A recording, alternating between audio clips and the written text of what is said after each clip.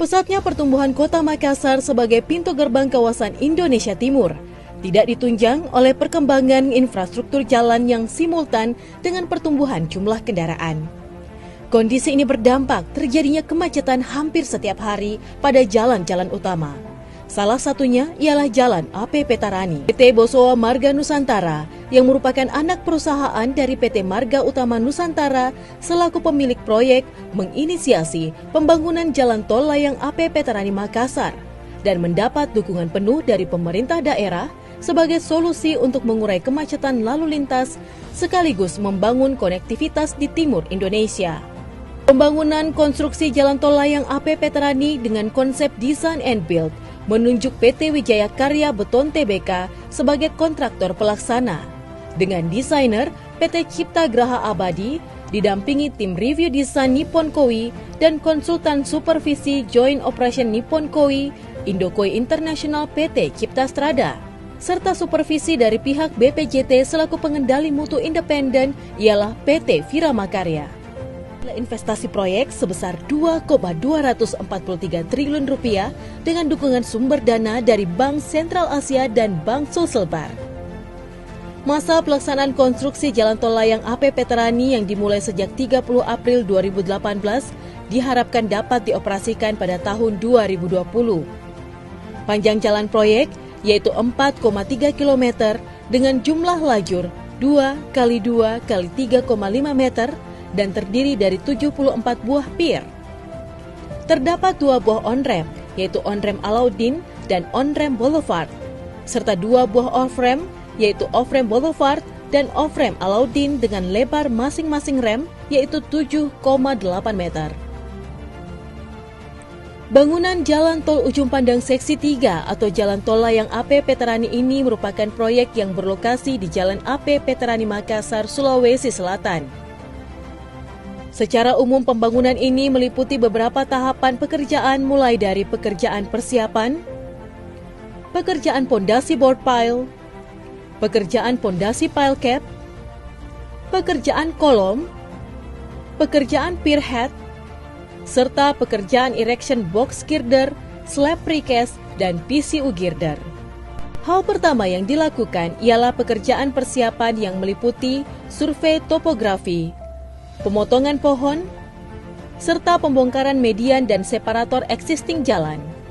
Di dalam prosesnya terdapat tantangan terkait utilitas dan fasilitas.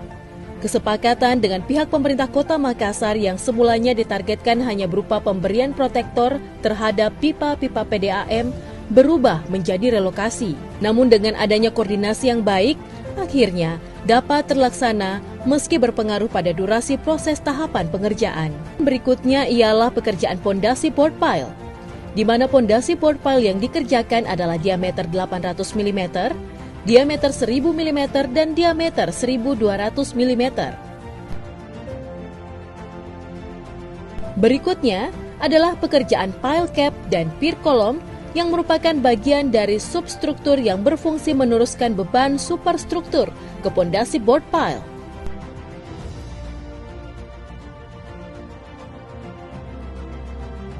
Pekerjaan selanjutnya ialah pier head, di mana tahapan ini memiliki tantangan tersendiri yang harus dihadapi karena proses pengerjaannya yang dijalankan dengan tetap memperhatikan aspek K3 demi mewujudkan proses perencanaan dan pelaksanaan dengan memenuhi kaidah keselamatan, keamanan, dan mutu yang disyaratkan, terutama terhindar dari potensi bahaya terhadap kendaraan yang melaju di bawah proyek pekerjaan. Penggunaan sistem plate girder merupakan solusi dari tantangan tersebut. Sistem cetakan yang didesain sedemikian rupa sehingga mampu menopang berat sendiri dan beton pier head tanpa membutuhkan perancah.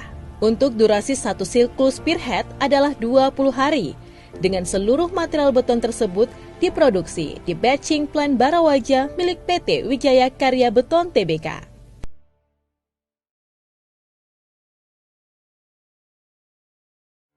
Tidak itu saja, produk precast jembatan yang digunakan di proyek ini diantaranya precast box girder, precast PCU girder, dan precast slab. Keseluruhannya juga diproduksi di pabrik produk beton Sulawesi Selatan milik PT Wijaya Karya Beton Tbk.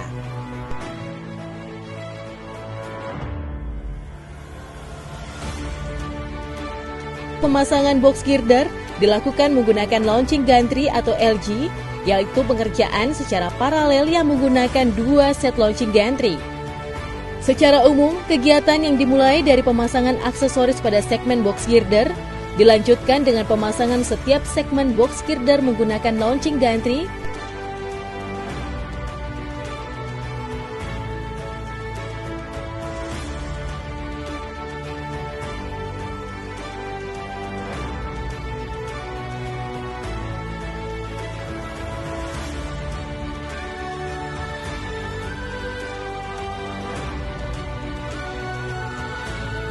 Kemudian perapatan segmen dengan epoksi, stressing box girder, lowering box girder,